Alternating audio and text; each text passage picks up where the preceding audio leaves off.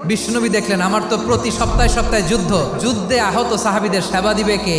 বিশ্বনবী কি খেয়াল করলেন দেখেন, সাআদ ছিল মদিনার বড় ডাক্তার।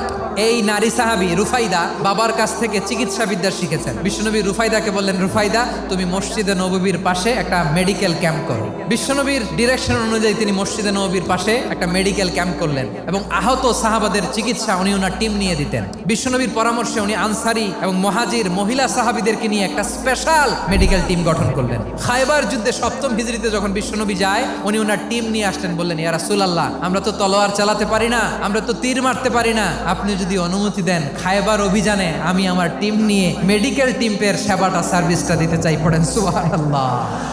বিশ্বনবী অনুমতি দিলেন, যোদ্ধা সাহাবীদের সাথে মেডিকেল টিম নিয়ে অগ্রসর হলেন। খায়বারের প্রতিটা আহত সাহাবী যারা ইনজুরি শিকার হয়েছেন সবাই রুফাইদা আল আসলামিয়ার এই মেডিকেল ক্যাম্প থেকে চিকিৎসা সহায়তা পেয়েছেন। সুবহানাল্লাহ পড়েন।